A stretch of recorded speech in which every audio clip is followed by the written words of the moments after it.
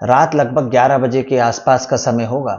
जंगल में से एक बच्चे के रोने की, चीखने की और चिल्लाने की आवाज आती है। 5-7 मिनट तक ये आवाज आती है और उसके बाद ये आवाज हमेशा हमेशा के लिए बंद हो जाती है। कुछ मजदूर, कुछ किसान अपने खेतों में पानी फेर रहे थे। तभी एक किसान इस आवाज को सुनता है। वो पास में एक किसान होता है, वो भी अपने खेत में पानी फेर रहा था।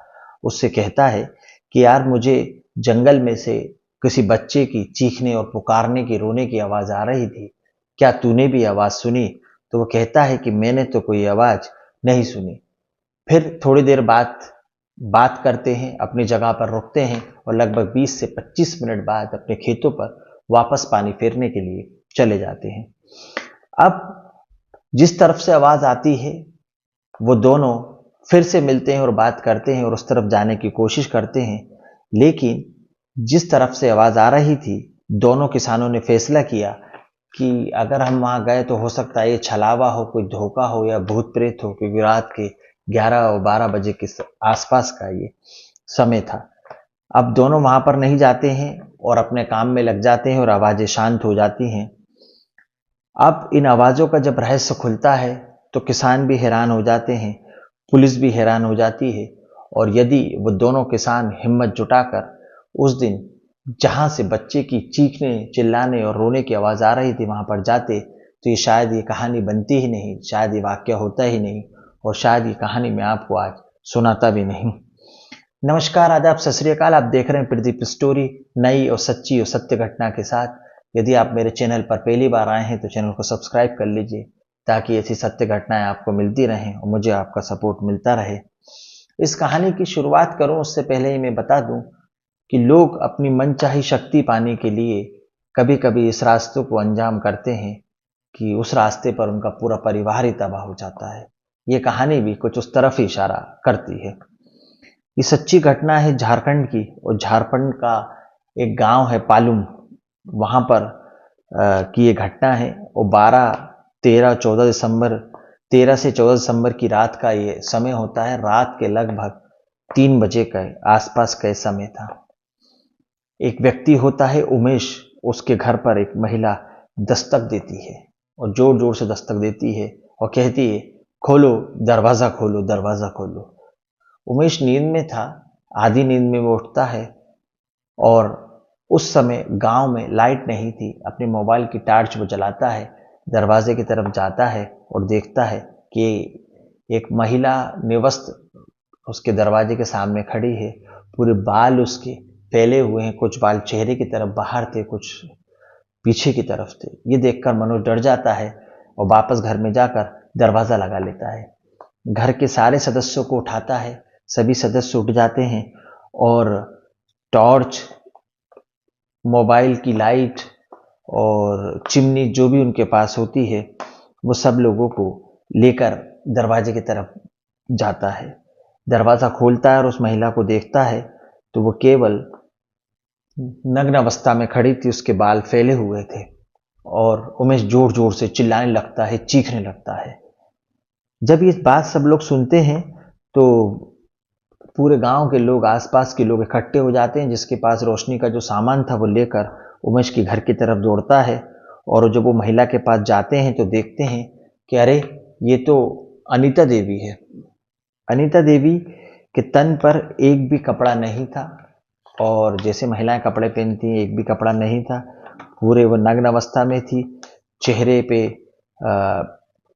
उसके बाल फैले हुए थे। महिलाएं वहां से दौड़कर जाती हैं, उसे शॉल, चादर जो भी होता है उड़ाती हैं, उसका तन ढकती हैं और उसके शरीर पर कपड़ा डाला जाता है। और वहां पर उसकी जो सास थी, पास में उसका घर था, उसकी सास को खबर दी जाती है कि देखो भाई, तुम्हारी बहू किस हालत में है, किस अवस्था में। रात का समय देखो, रात के लगभग 3 बजे का समय हो रहा है और ये सब हो क्या रहा है।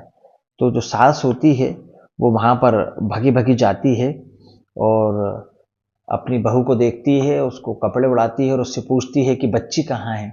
बच्ची की उम्र लगभग 2 साल के आसपास होती है। वो कहती है कि बच्ची कहाँ है, तो वो कोई जवाब नहीं देती है।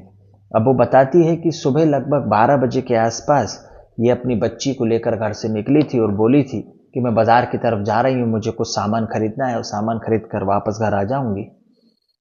और ये कोई पहली बार नहीं था कि जब वो बच्ची को लेकर बाजार गई थी, वो कई बार पहले भी जा चुकी थी और अक्सर उसका बाजार आना जाना लगा रहता था। तो जो उसकी सास होती है वह अनीता पर ज्यादा शक नहीं करती और ना ही किसी बात को लेकर गंभीरता दिखाती है।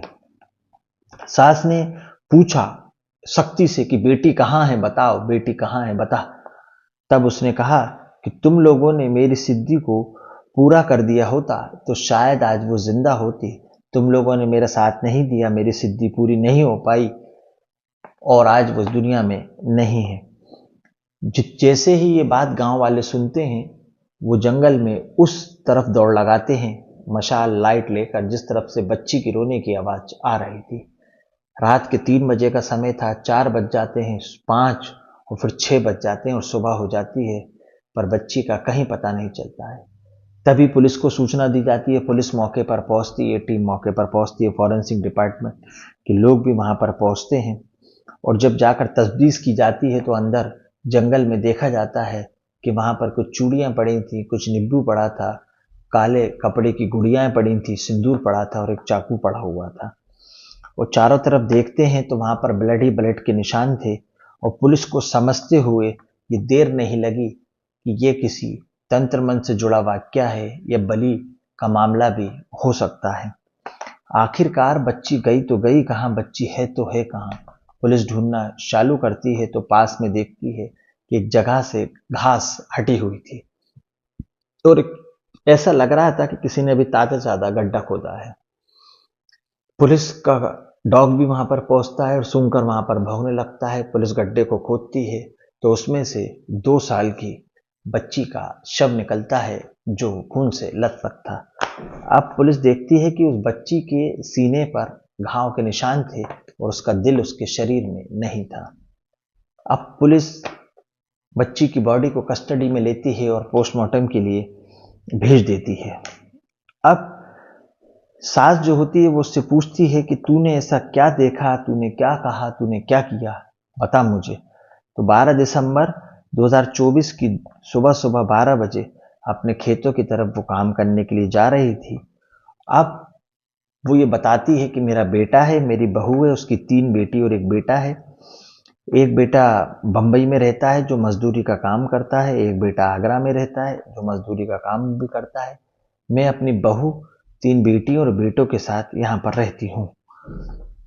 अब सास बताती है कि ऐसा पहली बार नहीं हुआ जब अनीता बाजार गई है, वो अक्सर बाजार आया जाया करती थी और उसका आना जाना लगा रहता था। वो बच्ची को अपने साथ ही रखती थी। अब मामला ये था कि 2 किलोमीटर दूर उस जंगल के पास ये बच्ची पहुंची तो पहुंची कैसे, वहां गई तो गई कैसे। तो बताती है कि अनीता से जब पूछा जाता है तो वो बताती है कि वो पहले जंगल जाती है, पूजा करती है, पूरे कपड़े शरीर से उतारती है और नग्न अवस्था में हो जाती है। तभी बच्ची के चीखने, चिल्लाने और पुकारने की आवाज आती है जो कि उन किसानों ने रात के समय में सुनी थी, पर वो वहां पर गए नहीं और बच्ची के शरीर से कलेजा नहीं था। कुछ मीडिया रिपोर्ट, कुछ लोगों का ये भी कहना है कि उसने कलेजे को खा लिया, कुछ लोग का कहना है कि तंत्र के लिए उसने यूज किया, और तरह तरह की बातें, पर सच्चाई क्या है ये मुझे नहीं मालूम, पर ऐसा कहा गया। अब इसके बाद वो सीधे बच्ची के शव को गड्ढे में दबाती है, पूरी नग्न अवस्था में हो जाती है, पूरे बाल खोल लेती है और गांव जिस एरिया में रहा करती थी उस गांव के पूरे 5 चक्कर लगाती है और नाचती है, तरह तरह की आवाज निकालती है। और जब बच्ची पहली बार रोती है और चिल्लाती है और नग्न अवस्था में जब वो चक्कर काट रही थी तो चक्कर काटते काटते वो सीधे उमेश के घर पहुंचती है, जो कि मैंने आपको स्टोरी में पहले बताया कि लगभग रात के 2 बजे के आसपास वो उमेश को आवाज देती है, दरवाजे पर दस्तक देती है और उमेश को जगाने की कोशिश कर रही थी। अब पहली बार तो वो जाग जाता है और दरवाजा खोलता है तो देखता है कि एक महिला नग्न अवस्था में खड़ी है, पूरे बाल उसके खुले हुए हैं, तो उसे लगता है कि भूत है और वो चिल्लाने लगता है और सब लोगों को इकट्ठा कर लेता है। अब पुलिस जांच पड़ताल करती है और ये जानने की कोशिश करती है कि इस महिला ने ऐसा किया तो किया क्यों। तो पुलिस जब महिला को जांच पड़ताल करती है, अपनी इन्वेस्टिगेशन में लेती है, तो उसे पता चलता है कि महिला की कई साल पहले शादी हुई थी और उसे बच्चे नहीं हो रहे थे। फिर वो एक ओझा तांत्रिक झाड़ फूक करने वाले से मिलती है, फिर उसे संतान होती है, 3 बेटी और 1 बेटा। तो उसका जो पूरा विश्वास था वो तंत्र मंत्र की सिद्धियों पर जाकर टिक गया था। उसे ऐसा लगा कि मेरी इतनी साल से शादी हुई, मुझे आज तक बच्चे नहीं हुए, मैं बाबा से मिली तो मुझे बच्चे हो गए। वो सोचती है कि सही में तंत्र मंत्र की कोई शक्ति थी और क्यों ना ऐसी ही शक्ति मैं भी प्राप्त कर लूं, तो मैं भी लोगों की मदद करूंगी या मेरे सारे काम हो जाएंगे। जैसा भी उसके दिमाग में अंधविश्वास ये चढ़ गया। अब वो अपनी बच्ची को ले जाती है, बच्ची का कत्ल करती है। कत्ल करने के बाद, कलेजा निकालने के बाद उसने उसका क्या किया इसका किसी को पता नहीं है। जब ये बात शासन, प्रशासन, पुलिस, मीडिया के माध्यम से लोगों तक पहुंचती है तो लोगों को यकीन नहीं होता है कि ऐसा भी हो सकता है। पुलिस की एक टीम बनाई जाती है और गांव वाले जो होते हैं वहां पर जाकर पुलिस पूछताछ करती है तो ये कहानी सारी सामने आती है। अब पुलिस उस महिला को कस्टडी में ले लेती है और पुलिस एक जागरूकता अभियान चलाती है। इस कहानी को सुनाने का उद्देश्य अंधविश्वास को फैलाना नहीं है, ना ही तंत्र मंत्र को बढ़ावा देना है, बल्कि आपको जागरूक करना है, सतर्क करना है।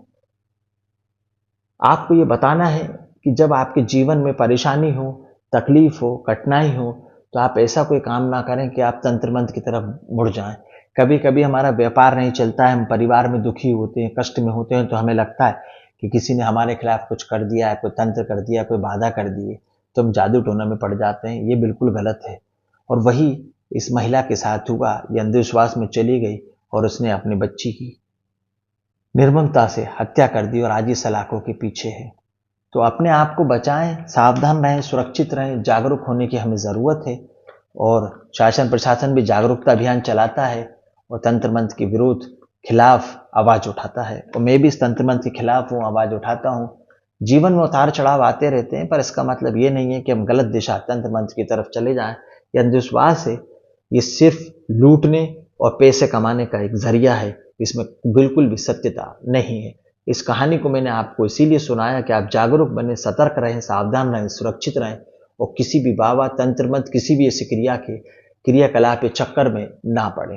कहानी अच्छी लगी तो लाइक करें, चैनल को सब्सक्राइब करें ताकि मुझे आपका सपोर्ट मिलता रहे और ऐसे बाबा, तंत्र मंत्र घटनाओं से दूर रहें। इस कहानी को सुनाने का उद्देश्य किसी का दिल दुखाना, किसी की अंतरात्मा को परेशान करना नहीं है, ना ही किसी अंधविश्वास को फैलाना है, बल्कि आपको जागरूक करना है, सतर्क करना है।